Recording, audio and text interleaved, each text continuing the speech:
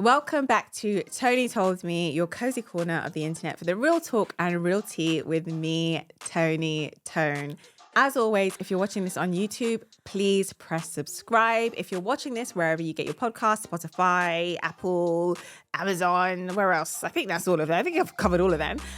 Please leave a comment, follow the podcast, do whatever you need to do. And we would also love a review from you guys. On social media, you can find us at Toni Told Me Pod on TikTok and on Instagram. That's where we upload all our cute clips, juicy snippets. So if you want to see all that, follow us on socials.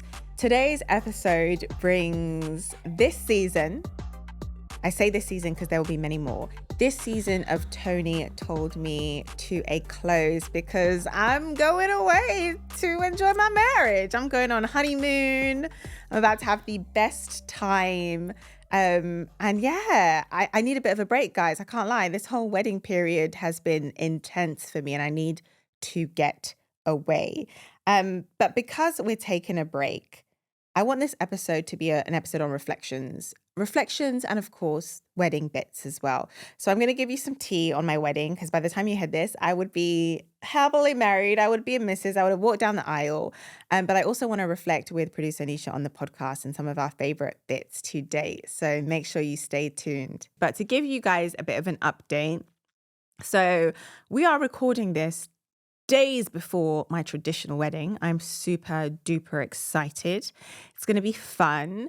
So we have some really great parts of the wedding going on. So if you're Nigerian, you might know who Segun Johnson is. If you're not Nigerian, Segun Johnson. Stop. Do you know who Segun Johnson is? He's all over my TikTok. He got me at the wedding. Oh my God. Do you love Segun Johnson? Yes. Annisha, do you want to roll through the wedding? You guys, if you want to roll through, come to the wedding. Stop. I was just saying to Zofia. So Zofia, for you guys, is our sound engineer in the studio. So earlier on, I was saying to her about how we had a very, very strict guest list, right? Strict guest list because we didn't want to spend too much money. And we begged people, please RSVP on time because once we lock in catering, we're locked in. We locked catering in and 12 people decided to tell us a week and a half before the wedding that they can't make it. Ugh. So 12 people that we've paid for, Annisha, with the food and drink at my black tie wedding, it's like 90 to 100 pounds a head. So that's about 1,200 pounds down the drain. With my trad, that one isn't as big of a deal because that one's like a buffet style. So I'm not too mad at that. But with my black tie wedding, 1,200 pounds down the drain. Yeah, that's because people notified us late. So Segun Johnson's gonna be at my trad. So ladies, we've got space, we've got food. Join me. So that's gonna be exciting. It would have already happened by the time you hear this, so I'm excited for that. What else am I excited for? I've worked with loads of amazing Nigerian vendors on my wedding. So again, if you're Nigerian, black tie wedding, Vicky James, if you know who Vicky James is, she's doing my second wedding dress. I bought my first one, but Vicky James made my second one. And Amy Agomi is doing one of my trad outfits. And Imagine by Bukola, if you're Nigerian, you know exactly who they are. If you're not, this is going all over your head. But basically, imagine the biggest names of fashion in your country, right? This is the Nigerian equivalent. Vicky James is one of the best. Amy is one of the best. Bukola is one of the best, right? And these are the people doing my clothes. And I also have some of the best on my hair as well. Ade Funky is doing my hair. So I've got some amazing vendors flying in all the way from Nigeria. Some of them have landed already. They're in London as we speak, getting ready for the traditional. So that's super exciting. My black tie wedding, again, I'm super duper excited for that. So it's going to be a grand affair. Very Bridget. I think Bridgerton meets Beyonce. That's what I'm gonna say to describe it. It's wonderful. So I'm having an outdoor ceremony, and I'm praying. I'm manifesting it. There will be no rain, and you're gonna see photos of me getting married outside, walking down a mirrored aisle, because there will be no rain, because God is gonna shoo away the clouds on that day. So my wedding is on the 1st of September. So Taiwo will never forget that anniversary because how can you forget 1st of September? Labor Day for the American guests. So they have a day off. But people in the UK will, of course, have taken time off to be at the wedding. Wait, I'm talking so much, right? I feel like we need to get into the dilemmas and I can share some more. What do you think, producer Annisha? Yes, Okay, I agree. you know what? Let's get into the dilemmas and I will talk more about my wedding that has happened but hasn't happened in a little while.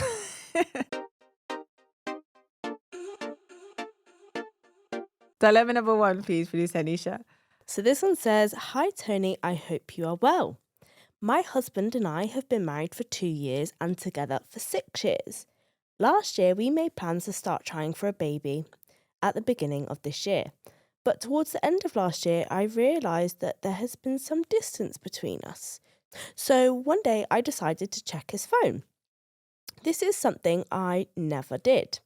However, something told me I would find something I didn't like, ... And I sure did. Oh, dear. Multiple messages with multiple women, some of which were of a sexual nature, i.e. booty pics, and him saying the things that he wanted to do to them. Oh, what a prick. Another major one was a conversation of him inviting a woman to join him on a boys' trip, which occurred at the end of last year, and offered to pay all of her expenses, brackets, how kind. This didn't happen as the girl couldn't make it. That's even more embarrassing that she couldn't make it. During the questioning, he confessed some things. One of his confessions was that around the time we got married, he kept condoms in his car in case he was tempted to meet one of these women. But also says he has never touched anyone else throughout our 6-year relationship. So cheating is cheating, emotional or physical, sorry. Yeah. There is more I find out, but I'll leave it here. For additional context, he emotionally cheated on me with 2 women in the first year of our relationship. So finding out at the end of last year that the cheating carried on throughout our relationship is truly breaking my heart. We have been attending couples therapy, brackets, which I push for, and trying to reconnect through dates and him checking in on me more. Flowers, conversations, brackets, all which I also push for. He has inconsistently done these things, so it's not helping with my healing from the betrayal. To be honest, I don't know what will happen. I've had to grieve the child I desperately wanted and the loving marriage I thought we had. Now I'm at the stage where I feel like if I stay with him, history will likely repeat itself again. So I'm starting to think, perhaps, is this where our story ends? I've just turned 30, so it's a scary thought. What should I do? I'm not in the business of telling people what to do, but I am in the business of encouraging people to reflect. Do you want to be in a marriage with a man that you cannot trust, who has the capacity to cheat on you with multiple women? Is that the marriage you want for yourself? If the answer is yes, enjoy. If the answer is no, you know exactly what you need to do. You know what? You wrote this dilemma, but let me tell you something. I don't know your name, but you know what you need to do. You wrote in this dilemma because you are scared to do it and you want someone to validate the information that you already possess, the knowledge you already have, the courage that you already own that lives inside of you. You want someone to validate that, but you know what you need to do. You know what you need to do. Because let me tell you something. If you were going to stay with him, you wouldn't have written this dilemma. If you wanted to stay with him, you would not have written this dilemma. You would have just continued on with your marital life. You wrote this dilemma because you are scared of the truth. And you know that bitter truth and that bitter pill is he is not a good husband to you. Categorically. That is undisputable. You cannot debate that. He is not a good husband by definition. He is a bad husband because of what you discovered. He was cheating on you. Albeit you say it's not physical. You have to take his word for that because you have no evidence of that. But he was cheating on you with multiple women emotionally. Is that the kind of marriage you want for yourself? Is that the kind of father you want for your child? Is that the kind of husband you would want for your daughter? If you have a child with this man, would you want your daughter to be with that type of man? If the answer is no, then girl, you need to know what you need to do. You are deserving of a husband who cherishes you, who adores you, who loves you, who sacrifices for you, who protects you. Not one that embarrasses you, that cheats on you, that lies to you. You know what you need to do. That's all I will say. Cut it. Cut it. Cut it. Cut it. What a prick, bruh. 2 years in. Okay. Nah, marriage is scary because when it comes to social media, I will blow up my spot. You know, one of those people that will cut off their nose to spite their face? Yes. I'm telling the whole world, you cheat. I will make sure you can't get a job. I'll tell your boss. I'll tell your mommy, your daddy, I'll tell everybody. No shame. What a prick. Dilemma number 2, please, producer Anisha. So this one says, "Hi Tony, I'm a big fan of your podcast. I love how you break down real Thank you. life relationship dynamics with so much honesty and clarity. The way you speak on values, self-awareness and long-term alignment really resonates with me. So I thought you'd be the perfect person to reach out to for some perspective. I'm in a long distance relationship." God, everyone's in long distance relationships at the minute. To be fair, I feel like a lot of the people who follow me are Yeah. a result of me being in a long distance relationship. relationship. Yeah. So I'm in a long distance relationship whilst doing my PhD. Okay. He is about a year older, currently doing NYSC. Is that Oh, yeah. Yeah, that's the Nigerian Youth Corps. Oh, right. Okay, cool. And he's truly a good person. But lately, I have been feeling like we are in different stages of life. I know we are still in our early 20s and everyone is growing, so I tried to give the benefit of the doubt that we were both mature out of certain habits. But when I look at myself and I realise I do not have some of these traits, and for the ones I do, I'm actively working on them, with him, it often feels like there's always an excuse. It's not just about parties or occasional drinking. When we started dating, he said that chapter was behind him. Over time, it has resurfaced, whether as a work event he had to attend, a drink he could not turn down, or even party brownies. I'm trying not to... You said party brownies? Yes, like weed brownies. Wow, okay, Yeah. fair enough. I'm not trying to control him, but it feels like we have different values and ideas about what we want day to day. I also noticed that when it comes to his future plans like grad school, which he says he wants to pursue, I am usually the one pushing him forward or encouraging him to take concrete steps. It makes me feel like our levels of drive and follow through are not aligned, and that is something I really value in a partner. There is no toxicity or big fights, just a growing feeling that we do not align in drive or lifestyle. I really care for him and he has been my best friend, but I am wondering, when you love someone yet see these recurring differences, how do you know whether to work through it or let it go? You know that Tina Turner song, "What's love got to do, got to do with it?" Yeah. When people say love is not enough, I understand why they say that. When it comes to having a long-lasting relationship with someone, assuming marriage is something you want, even if you don't want marriage, but you want to be with someone long-term, simply loving someone is not enough to keep you together, especially if your values are different, your morals are different, your goals for the future are different, your plans are different, your work habits are different, your attitudes to money are different, your religious views are different. There are so many differences outside of simply loving someone that have the potential to impact a relationship. I think that it is important for this person who submitted this dilemma to ask themselves what kind of long-term relationship they want. Because love, people make out like, oh, is it love if your values are different? Is it love if your plans are different? Yeah, it can still be love, because love isn't built on similarness or similarities, rather. You can choose to love people who, because love is a choice, you can choose to love people who aren't good for you. You can choose to love people you're not compatible with. There are lots of you listening that love your parents and love your siblings, but you don't actually like them as people. You love them because you choose to love them out of a sense of care, out of a sense of duty. And I think that's the same with romance. Sometimes we can love people when actually, in reality, they're not good candidates. So I guess this person needs to ask themselves, what kind of long-term relationship do I want for myself? And can I have that with this person? When I had a boyfriend at the ages of 16 to 18, I broke up with him. I mean, if you listen to the episode about No Fucks Given, you would know that I broke up with him. It was quite cruel over text message. So I went to university and I got super distracted.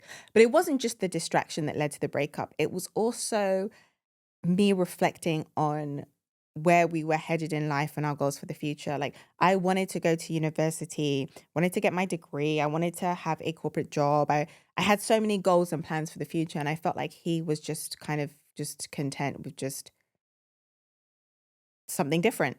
It wasn't anything bad, but it was a contentness that I didn't necessarily understand based on my personality type. And I knew I couldn't be with someone like that because there would be a complete clash, different work ethics, different plans, different visions. And it sounds like you're going through something similar. This person is a nice guy. And I say this with all sincerity. Like my first ever boyfriend, he was such a sweetheart. He was so lovely to me. But I just wanted a different lifestyle. I wanted a different life. And I knew that I couldn't have that with him based on his goals and his personality. And I had to let him go. And yeah, you need to ask yourself, the love that you have for him, does that trump the vision and the goals you have for yourself and your future? If the answer is yes, then it's him you want more than anything. If the answer is no, then you need to find someone that you can have that same level of love with, who is also on the same page with you when it comes to priorities and ambition. And it's painful. It's a hard truth, a bitter pill to swallow. But sometimes, yeah, loving someone isn't enough. And that's why so many relationships, in my opinion, end up failing. So many marriages end up failing. People have a lot of love, but they don't have a lot of compatibility. And I think compatibility and shared values and goals and visions and habits is also important. I'm hoping you guys think I did a good job with answering those dilemmas. And even though we are taking a break at Toni Told Me Pod, we still want you to submit your dilemmas because we're going to have a season 2, of course, and we'll need dilemmas to answer in season 2. So do send your dilemmas over to Toni@ToniToldMePod.com, or you can hit us up via Instagram DMs at Toni Told Me Pod. Next, we're going to go on to the Sisterhood Spotlight, where producer Annisha and I are going to reflect on the podcast, talk about a few wedding bits and bobs, and yeah, we're going to have a grand old time for this finale.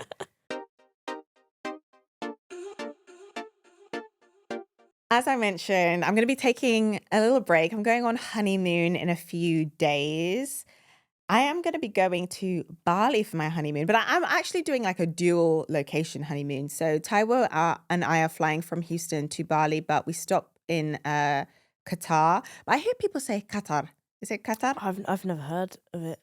Okay. Said like Okay. that. So it's in the Middle East. Yeah. So Doha is the capital city of Qatar. And we'll be going to Doha because we stop off in Doha because we're flying with Qatar Airways, right? And rather than just stop off for a few hours and then just get on another lengthy flight, we were like, okay, we've always wanted to visit. I've read and seen amazing things about it. A lot of people talk about how it's just like architecturally beautiful, like it's such a tidy place that the people are really respectful and lovely. So I was like, okay, you know what? Let's go to Qatar. Let's enjoy Doha for like 3 days on our stop off, and then we'll commence again and then go to Bali. So I've been to Bali once before. Taiwo's never been, but it's high on his bucket list. And to be fair, we were kind of limited with options because where I got married in September and the weather is a bit funny around September globally, you're kind of limited with options. And we were like, where's good weather? Who's going to have good weather? And everyone either has prime weather in summer or winter. Yeah. Not really like the in-betweens. But Bali was a safe bet. And we booked the most amazing villas. Annisha, when I tell you, I'll show you these villas offline. So yeah, I need to see. It's 2 of us. We have 3 villas. So we're staying in one villa for 3 days. We're staying in another one for 4 days. And we're staying in another one for like 4 days. So we're in Bali. Yeah, we're in Bali for 10 days. I don't know if that equals 10, but we've split it up across 3 villas. These villas hold like 8 to 10 people each, and it's just the 2 of us. I know. Sorry, my studio engineer in the background, Sophia, is raising her eyebrows like, what? So yeah, they hold like 8 to 10 people each. One even holds 12 people, and Taiwo and I booked the whole villas for ourselves. We just said, look, we just want to be living large. Do they all have pools? 2 of them have pools. One has a hot tub. 2 of them have infinity pools. Ooh. So we're planning on doing the like whole like Bali shebang, going to the monkey sanctuary. Maybe we'll do one of those little, you know, when people like jump into the pool and there's like loads of flowers and it has like their like name or birthday or whatever on there. We're going to see if we can do one of those. We're just going to do a lot of relaxing. I'll try not to get pregnant. No jokes. I'm gonna try. He said that's his mission on honeymoon, but I've still got like, I feel like another year of party girl in me, you know, another year. So yeah, we're just gonna be having lots of fun. It's gonna be really nice to just like relax and just enjoy the aftermath of the wedding. But to enjoy that, I need a break. So hence, yeah, taking some time off and calling it calling it quit, not quit. It was not quits, is it? Taking a pause for season 1. Yeah. So yeah, let's talk about the pod. Producer Anisha, I want to ask you, do you have any favorite memories from the podcast? Or what was your favorite episode actually?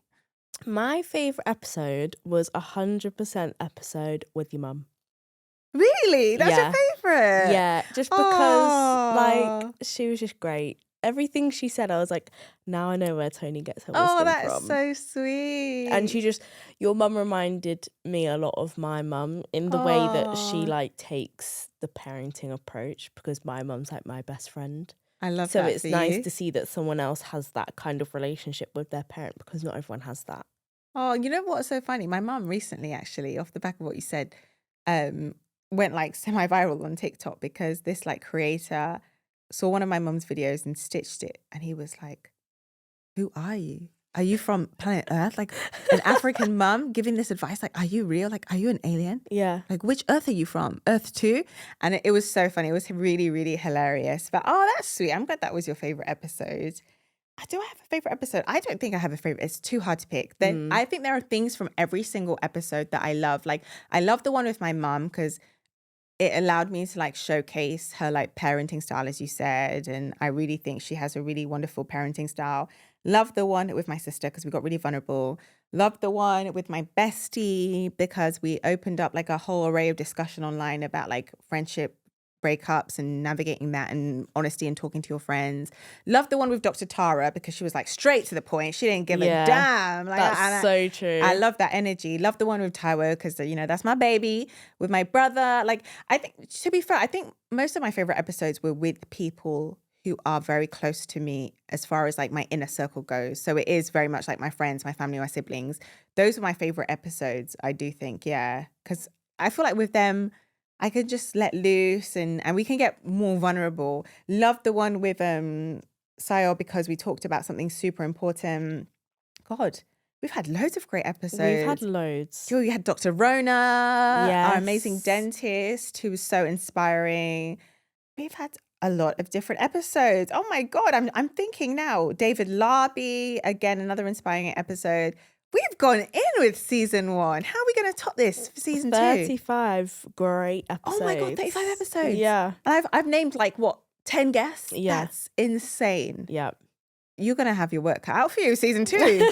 Producer Anisha, good luck with that. We're going to need Barack Obama as a guest for the next season. So why did you actually start the podcast, Toni? What was the inspiration behind starting it? To be fair, I felt like it was just a natural evolution of what I already do. Because I do a lot of writing online. People see my quotes, my tweets all the time. I do a lot of writing in my books. I do a lot of talking online. On my TikTok, I was just doing like point and shoot videos, face to camera, just chatting away. And it was kind of weird to me that I didn't have my own podcast, especially because I'd been the face of so many different podcasts. I'd done a Carolina Herrera podcast for a season that won an award. I'd done BBC. They commissioned me to do a single season of Money Moves podcast for them. So it's like all these people, they're like, oh, come host a season of our podcast. Come host a season of our podcast. Why haven't I got my own podcast? And I had so many of my followers ask me like, Toni, I want to hear from you. I want to be able to submit dilemmas. Like, why haven't you got a podcast? And yeah, I just for a long time felt like I wanted to, but I didn't know how to go about it. And I think that stopped me a lot in life, like having ideas and not really knowing how to like go about it, or just kind of like something else happens and just putting the project to one side. But I think a massive thing for me was like having my manager at the time, Lorna, be so proactive, and then Audio Always, like my production team, believing in my vision. You guys believed in my vision. And I think that was a big deal for me, having someone co-sign and say, yeah, actually, no, I think we want to do this. This is a good idea. And I think having the support from the likes of like you, Zofia, Ben, I mean, these are other people that you obviously haven't heard from, guys, but I'm naming names because this is not a one woman operation, right? Sometimes I will like post and say, oh, message us this week, or this or our podcast. And I say that instinctually because I'm like, it's not just me. It takes a village. It's like raising a child, isn't it? It takes a village. So yeah, I think having that village support really pushed me to do it. So I'm glad I did it. I'm definitely very glad I did it. And I've learned a lot of lessons from doing the podcast. I think people, I don't know whether people have noticed, but maybe if you listen back to episode 1, you'll notice that I'm probably less confident than I am now. Like 32 episodes later, I think I've kind of just like gotten with the program. I know what I need to say. I know the order. I know how things work. But episode 1, I was like really trying to find my footing. So I've learned that, I guess I knew this before, but I've learned that practice makes perfect. And I still don't view it as perfect because I feel like it could still get way better and there's always room for improvement. And I could be even better at doing what I do. But I think I've seen loads of growth in myself that I'm proud of. And I think that's a lesson for other people listening. Like whenever you're going to start any project, even if you've done loads of different projects before, like I've done podcasts before, I've done public speaking before, but with any new project, there are like teething issues with any new project. You're still finding your footing. You're still like gaining your confidence. So don't let that deter you. Because I could have done episode 1, the pilot episode, and been like, okay, I'm shit. Let's wrap it up. I'm done.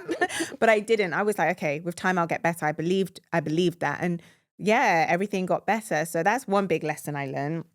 Another big lesson I learned outside of the fact it does require a village, because like producer Annisha does a great job of sourcing guests and organizing schedules and whatnot. Another thing I've learned is that your guests will bring out different sides of you depending on like what they're talking about, their vibe, their energy.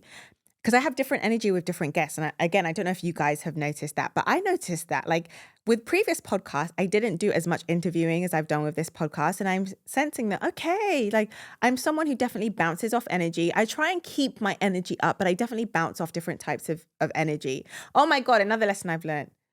I didn't realize I'm such an empath. I cry so damn much. You do. It's so nice though. Do you know what pisses me off though?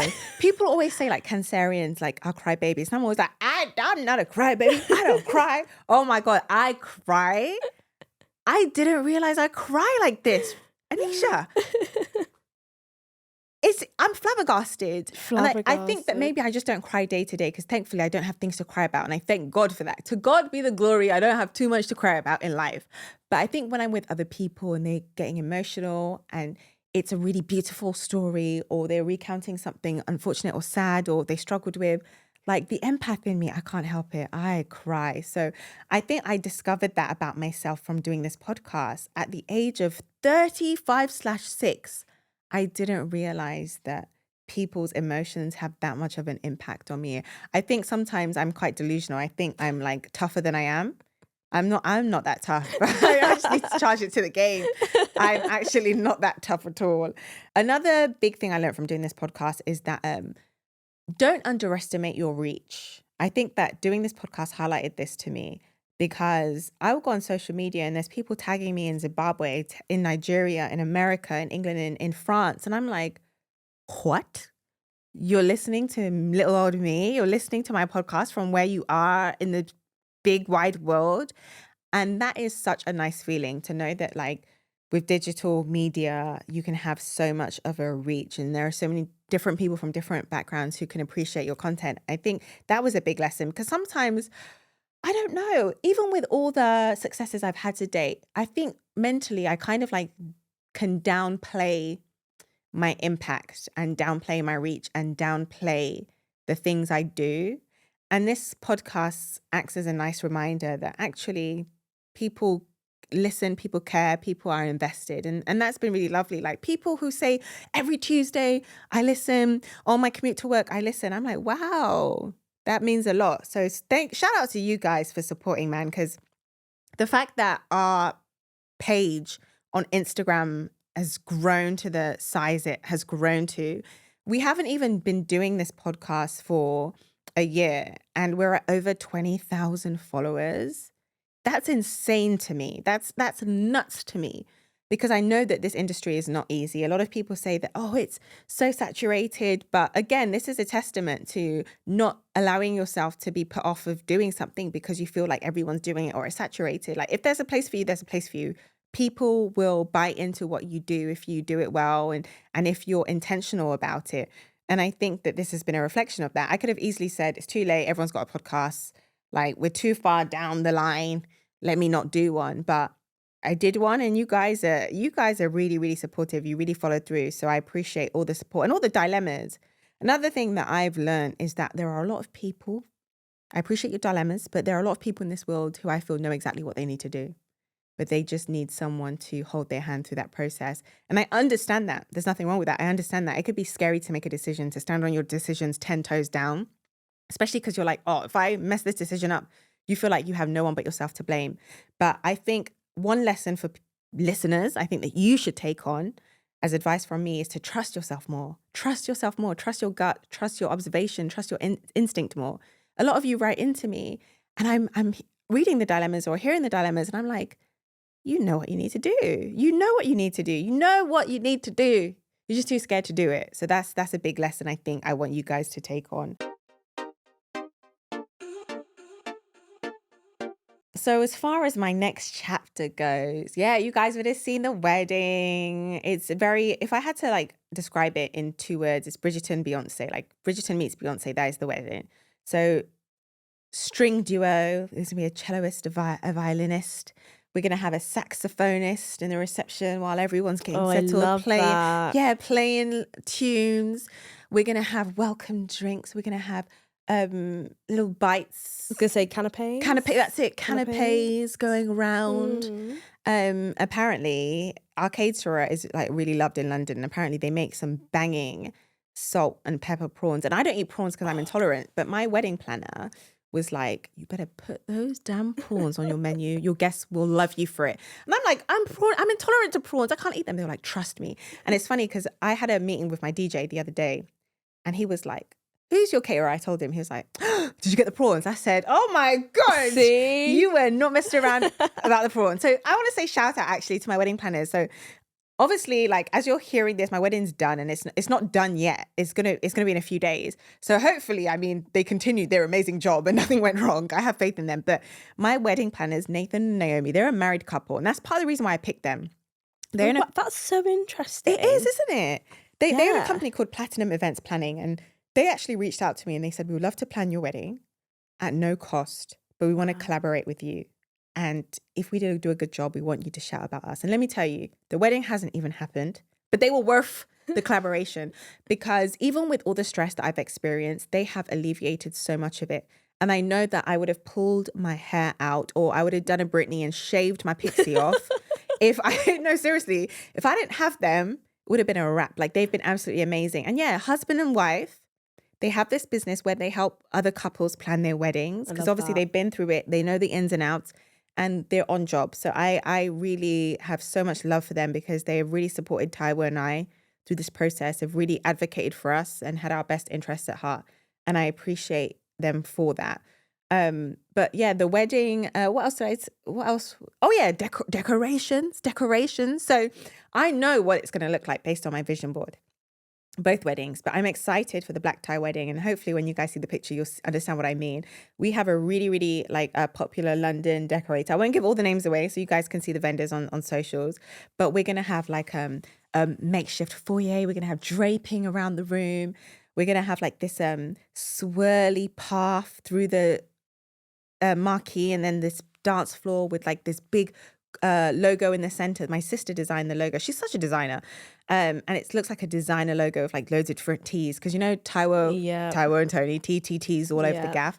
We also have like one of those, those Vogue magazine type boxes. Yeah, so we were going to get a flower wall, but we were like, okay, let's get something a bit more dynamic. So we have this like makeshift magazine box that you walk into, and it looks like you're in a magazine, like on the front cover. Sick. And the magazine is called Toni and Taiwo, the long distance edition. Oh, I love that. Yeah, so it's like a long distance magazine. From Houston to London is like the sub like text. That's really, really cool. There's so it's mostly family. There's gonna be like mostly family there, and a few people you might recognize here and there, but they're like mostly friends of ours. So, but it's not a big wedding. As far as Nigerian wedding goes, like 160 people. Yeah, that's small. Yeah, that's small. Nigerian weddings, like the venue holds 400. So my decorator, I told her, you can section this area off for pictures, section this area off for the foyer, because it's so big. It is so big. It's at like a country manor in Hatfield. yeah, it's gonna be like a swell day. I'm trying to think, is there anything like exciting going on? My wedding planners wanted me to get like entertainment. They were like ballerinas. I watched the ballerinas. I was like snooze fest. And no, sorry, let me not be so cruel. Ballet is not a snooze fest, but having like 3 ballerinas, like what do they call it? Pirouette? Pirouettes. On your dance floor. It's just not giving. It's just not giving. So I was like, no, my MC will have games. It's fine. We'll have games. We'll have the saxophonist. We'll have music. Everyone will shack out. Yeah. And then she also, bless her, she was like, let's do something really, really quaint because it's like British countryside. Like, why don't you come in a horse and carriage? I was like, No. I shut that idea right down. And Taiwo wanted to come in a car. And I said to him, babe, we're getting ready in the morning at the venue. So we're going to get a car to pick us up at the venue to what? Drop us at the venue. to drive around the block. Yeah, to drive around the block and pay £1,000. I said, I am too cheap for that. I am not having, I said, do you know what I'm going to do? Do you know my transport of choice on that day? My feet. I'm going to take my ass downstairs. I'm going to go outside to the aisle. I'm going to walk down the aisle with my feet, right? There will be no vehicles, no horses, no nothing, no transportation. But yeah, I'm super, super stoked. But I'm even more stoked for the honeymoon. I just want to get away and start the new chapter of my life. And Taiwo and I are going to be doing a bit of a back and forth still, unfortunately. So it's not going to be as bad as it is now. So I'm going to be going straight to America after the wedding. And I'm going to be in America for 2 months. Then I come back to the UK for a little while, for like a month. And then I go back to America for 3 months. Then back to the UK, then back to... So we're going to be doing a back and forth. And the reason why is because my visa is still underway. Oh, actually, should I share some tea with them? Yeah. I mean, you guys are loyal to the soil. So I feel like I should share this tea with you because you'll be the first to know. If I tell you this, guys, don't go and paste it on social media now, please. Because I want to tell people eventually myself on social media. This is between you and the other listeners and maybe your friends. Yeah, word of mouth, right? So Taiwo and I actually, we got married in 2024. Wait, what? So yeah, Taiwo and I. Wait, what? Podcast listeners, surprise, surprise, surprise, surprise. So Taiwo and I got married on the 2nd of December, 2024 in Houston, Texas. We went to a Houston, Texas courthouse. And we said, I do, in the presence of my sister and his twin sister. Toni, you just dropped an absolute bombshell. Yeah, so we've been married, technically, legally. Obviously, we didn't do our wedding day because we were like, you know what, we'll get married because we knew that's what we were leading towards. We got engaged, right? Yeah. So we're going to get married. And we said, let's get married so we can make sure we start our visa process early. Oh, that makes sense. Because the thing is with visas is that marital visa in the US is like 12 to 18 months approval. If we started now, that's another year and a year and a half of like extreme long distance. But we're already like 9-10 months in. So yeah, we got married on December the 2nd in Houston, Texas. That's what it says on my marriage certificate. So I've been a Mrs., right? Legally, I've been a Mrs. I just didn't tell anyone. And my family knows, his own family, immediate family knows, but no one else knows. And you know what's really funny? It's like, this is why people should mind the business that pays them. On social media, like trolls, like, when will you marry? It's been long enough. When are you going to get married? Oh my God, you people, they will never marry. Oh my God, they take it too long. Why won't they marry? Like, worry about yourself. Like, we've been married. So yeah, we've been married now for 9 months. But we said we want the memory of our special day to remain special. So we're going to treat the 1st of September. Oh yeah, my wedding anniversary is actually 1st of September. So by the time you guys hear this, what will it be? The 16th? 16th, yeah. So we got married 2 weeks ago by the time you guys hear this. So we're going to treat 1st of September, the day of our black tie wedding, as our anniversary, not the 2nd of December, because that's the day where we say I do in front of our family, in front of God and whatnot. Because the legal was just like in front of a judge. There was no Holy Spirit involved or anything like that, right? So we're going to treat 1st of September like our anniversary. But yeah, we've been married since the 2nd of December, guys. Which is, yeah. Plot twist. You heard it here first. Podcast. Don't say I never do anything nice for y'all. No, I'm joking. So yeah, I thought I'd share the tea with you guys. So it's going to be nice to really properly enjoy married life, because where we'd gotten married, but we didn't want to take away from the fact that we're going to have this wedding, we said, okay, let's not focus on it too much. Let's not highlight it too much, because if we do, we probably won't be as enthusiastic about the wedding. But we've been so enthusiastic because obviously nobody knows that. And we've been very stum and very laid back about that. So yeah, the wedding is going to be a glorious day. I'm ready to stuff my face. I have loads of changes. I have my black tie wedding, my wedding dress that I walked down the aisle with, then I change after pictures. Then I go into the reception with one dress. Then I change halfway through the reception to another dress.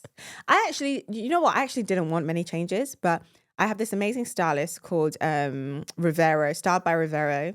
She's coming from Nigeria, and she hooked a girl up. She got me all these free clothes and stuff. I mean, my vendors from Nigeria are coming down, so I've put them in like hotels. That's cost me money, but she put so much effort into getting all these designers to make me all these clothes. I'm like, I should change, shouldn't I? I should. I'm lazy. If it was up to me, I'd just stay in one thing just so I can really enjoy my time and not spend time changing. But I'm like, you know what? I'm only going to get married once by God's grace. Let me go all out. And my dad, oh my God, my dad and I, guess our first dance song. Not our first, sorry, I have a first dance with my husband.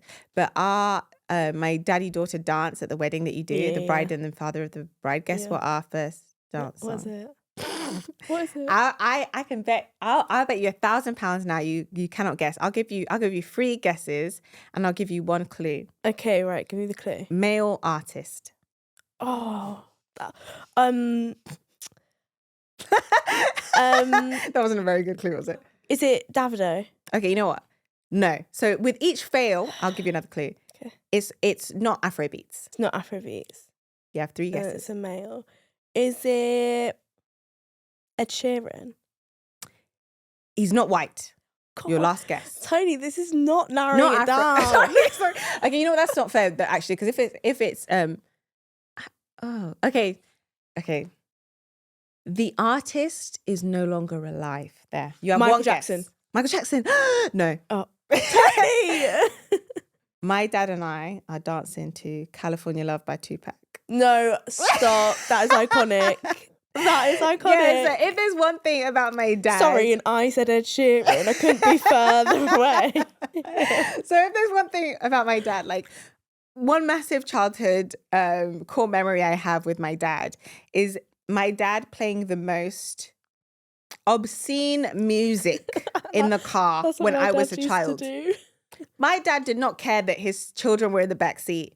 Every swear word under the sun. If it was in that song and my dad liked that song, he's going to play it. So I grew up listening to Tupac. My dad was a huge Tupac fan back in the day, right? And one song, well, there are many songs that I listen to of Tupac, but they're not really wedding appropriate. I had to find the most wedding appropriate Tupac song because I can't dance to Hit 'Em Up with my dad. Do you know what I mean? Like, I had to find the most appropriate Tupac song, and California Love was probably one of his most commercial, if not his most commercial. So my dad and I, based on our relationship, we're not going to do like a slow, sweet daddy-daughter dance. We're not. Had to be a song that connects the two of us. And one artist that connects the two of us is Tupac. So my dad and I, at my wedding, are doing our Father of the Bride dance to Tupac. Yeah. I don't know how it's going to work. Because California love, like I'm gonna be on wedding day like, hey, like it's not really giving like sweet daddy daughter moment, but I want us to have that memory because that is just like such a reflection of our upbringing and our relationship. And then Taiwo and I, our first dance is to let me tell you this funny story. Actually, I sound like such a hypocrite. So Taiwo and I are having our first dance to a song by Lenny Kravitz. Yeah. It's called I Belong to You. And the lyrics go something like this. I belong to you and you belong to me too. Those are the lyrics. Now, we've picked that song because it's very sentimental. And this is the reason. When Taiwo and I were first talking, long distance, we hadn't met in person, we're having video calls, we're catching feelings. He played this song to me and he was like, oh, this song makes me think about you, da, da, da. I listened to this song. Me being the Nigerian woman I am, I said, I don't belong to anybody, but God, what about I belong to you? I said, I don't like this song. I belong to you and you belong to me. That sounds very possessive if you ask me. I know. But this is the thing, right? When I wasn't in the like throes of like intense, deep emotion, this was still talking stage. I hadn't met this man talking about I belong to you and you belong to me. I was like, hold up now. You're a little hasty. I'm not sure about this song. But with time, I've grown to love the song. And with time, I've grown to appreciate the meaning of the song. So not really possessiveness, that's one way to look at it. But I belong to you and you belong to me in the sense of like us making this vow to one another. Like I'm responsible for I'm responsible for being a good partner to you, a good wife to you. You're responsible for being a good husband to me. And we're responsible for each other, right? We have responsibilities for each other. And although I'm still an advocate for like being responsible for your independent happiness, but you're still responsible for bringing further happiness to your partner's life, right? So I belong to you, you belong to me. I value this song so much now, but it's so funny because Taiwo will not let me forget that when he first played that song, I was like, I don't belong to nobody. And now that's going to be the song on our wedding day for our first dance, which is so nuts. And I'm walking down the aisle to a song that Taiwo loves. So there's an artist called Labi Sifre. I don't know if you're familiar with him. He has a song called My Song. And I think Kanye sampled it. It's like, this is my song. I don't know if you know that song. So that's the song I'm walking down to. And I usually the bride picks the song she's walking down to, but I actually wanted that song simply because I want Taiwo to cry. Is that bad? No, I feel like the groom has to cry, otherwise what's the point? I said, I'm going to walk down to a song that will have this man on his knees. I want to see tears. I want him to look at me and be like, this is the happiest day of my life. So I was like, let me pick a song that I know pulls at his heartstrings. So yeah, it's going to be fun. I'm enjoying it, but I need the break. Wedding planning is so intense and so expensive. And I think I want to allude, you know what? Again, some more tea. Let me even talk about a few costs. I'm going to do a full TikTok video on the full cost breakdown, I think, because it's insane. But here's some insight. My wedding venue, we're getting married on a Monday. It's a bank holiday in America, not bank, but they say government holiday. So it's Labor Day. And I'm going to keep it real. I'm not going to pretend to you guys. I picked a weekday because I'm being cheap. And I thought, if I pick a weekday that is an American government holiday, then to my American guests, I don't look like I'm being cheap. I look like I'm being considerate. Because they don't get much leave. And the wedding is on Labor Day. Think smarter, not harder. Think smart. Thank you. And I was thinking smart. I said, okay. And do you know why I picked a weekday? The difference between getting married on a weekend and a weekday at the venue I chose was £7,000. Oh my God. Is that not insane? Yeah. So you're telling me if I get married on a Sunday, I'm paying 7K more. They wanted 21,000? No, 22,000, 21,000 something. And even to get married on the Monday, the venue was 15,000 and something pounds. For a venue, no decorations, no food, no dance floor, no nothing. 15K. Oh my God, that's mad. Yeah, I've said to Taiwo that, sorry, any bit of conflict, we're going straight to a therapist because this marriage has to last. I'm not getting married again. The stress, the cost, the everything. No, I refuse. I rebuke it. Like, we gonna work it out. we gonna work it out because the cost is insane. And when I was looking around for wedding venues, the prices I was seeing was insane. So advice to people listening, if you are in a relationship, right, and there's no ring on your finger or you haven't proposed to your partner or whatever it is, start saving for your wedding now, right? Even if it's not them you end up with, you're going to end up with someone else, right? And you don't want to be in a situation where you're like shitting bricks, or like a lot of couples end up in serious financial debt because of their wedding. And a big thing for me and Taiwo was like, we're not going to take out loans for this wedding. Like, we are going to pay for it with money we have, like liquid cash we have. And bless Taiwo. Taiwo has been working like a dog, like doing every extra hour he can do at work, doing extra everything, right? Like, he has been working so hard. And likewise, I've been working really hard because I didn't want to start a marriage with money issues as a result of one day. And I think that's important. If you want to have a nice wedding or a big wedding, or you have a certain vision for your wedding and you know it's going to require a certain amount of money, start saving now. Like, just put money away. The same way like you might save for trips or holidays. Like, it doesn't hurt to just put money away for that if that's what you want. For some people, they don't want a big wedding, or they don't want a wedding that's high, like extra expensive, in which case it's not a big deal at all. But if you know that you have certain tastes, you want lots of florals, or you want lots of this or that, or you want a ballerina or a horse and cart or whatever, like, start putting money away. Especially like men. I think men put a lot of pressure on themselves financially to have all this money for weddings. And I actually think that's why a lot of men delay marriage. I don't think it's that they don't want to get married. I think a lot of men delay marriage because of the financial implications associated with getting married and having that wedding. And a lot of men feel like they don't have the money to pay for a wedding. And so they delay. And their partner thinks, oh, don't you love me? You haven't proposed. Why is it taking so long?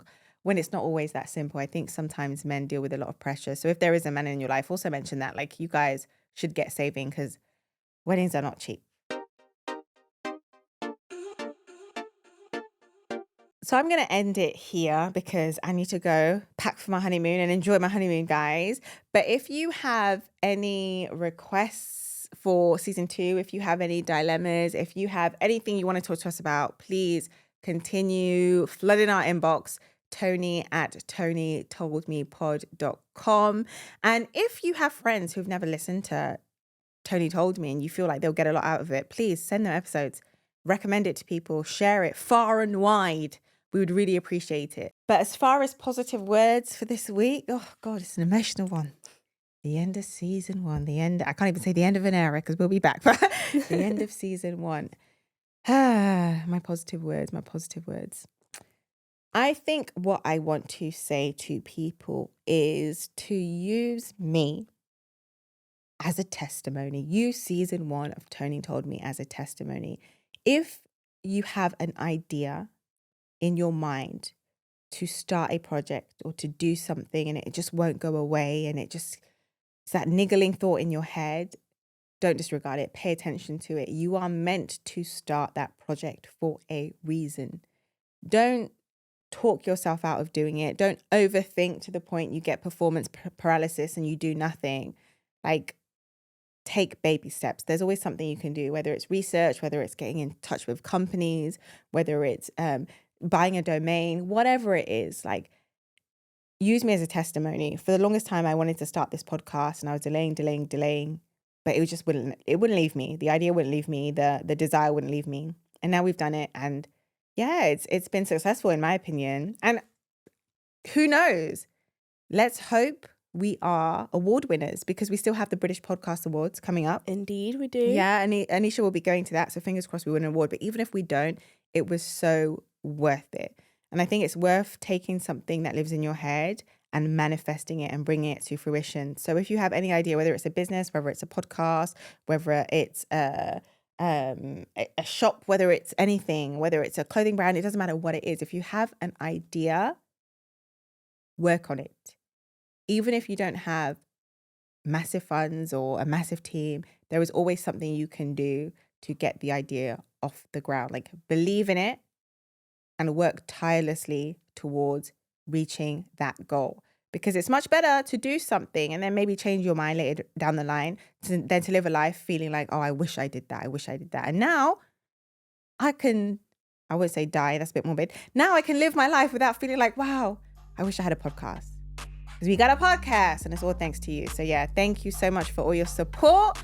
Love you guys. Until next time. Anyway, I'm off to get married for the second time. And I will see you soon for season 2. Bye.